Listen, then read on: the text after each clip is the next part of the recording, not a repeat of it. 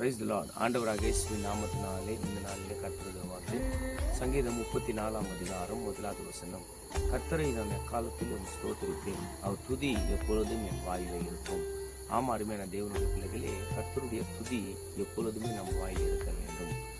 கர்த்தருடைய துதி நம்ம வாயில இருக்க வேண்டுமானால் கர்த்தரை நன்றி சொல்லுகிற பிள்ளைகளாக நம்ம இருக்க வேண்டும். தாவீதோட வாழ்க்கையில அநேக பிரச்சனைகள் வந்தது, ஆனாலும் கர்த்தரை துதிக்கிற மகனாக அவன் காட்டப்பட்டு கொண்டிருந்தான். இன்னைக்கு நம்மளுக்கு பிரச்சனைகள் வரலாம், துயரங்கள் வரலாம், கண்ணீர் வரலாம், எதனா வரலாம். ஆனால் இன்னைக்கு கர்த்தருக்கு நீ நன்றி சொல்ல பிள்ளையாக நீ இருந்தால் கர்த்தர் உன்னை பார்த்து ரொம்ப சந்தோஷப்படுவார். நம்மளுக்கு நிறைய பிரச்சனைகள் வந்த உடனே நம்ம என்ன பண்ணிக்கிறோம், நம்மனாக்கா பின்வாங்கி கொண்டு போய் கொண்டு இருக்கிறோம். இல்லைங்க, நம்மளோட வாழ்க்கையில விசுவாசத்தோடு ஓட வேண்டும்.